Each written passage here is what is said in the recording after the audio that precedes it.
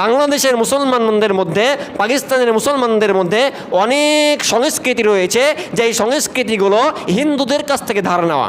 কার কাছ থেকে ধার নেওয়া? হিন্দুদের কাছ থেকে। বুঝিয়ে বলি তাহলে বুঝতে পারবেন কেন আমাদের সংস্কৃতি অর্ধেক, প্রায় অর্ধেক আমরা হিন্দুদের কাছ থেকে ধার নিয়েছি। কারণ আমাদের চারপাশে হিন্দু রয়েছে। আমার আলোচনা কি বুঝতে পারছেন? বুঝতে পারছেন? বোঝাতে সক্ষম? মনোযোগ দিয়ে বোঝার চেষ্টা করবেন।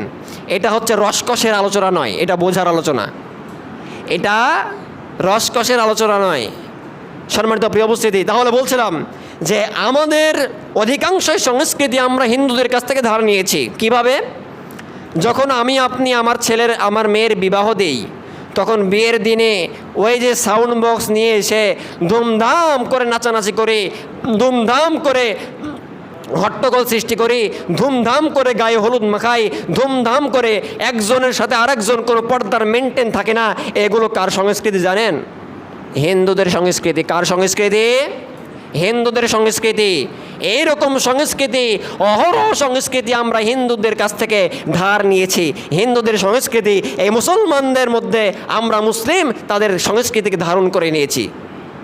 আমরা মুসলিম, যেমনভাবে আমাদের চারপাশে হিন্দু থাকার কারণে তাদের সংস্কৃতি আমাদের মধ্যে চলে এসেছে, এবং আমরা এইটাকে কি এমন করে মনে করেছি যে এইটা করা ফরজ, এমন করে আমরা এই সংস্কৃতিকে মানি। আপনি আজকে যে ভাববেন বাসায় যে কী কী সংস্কৃতি, হিন্দুদের সংস্কৃতি আমরা মানি, আপনি দেখবেন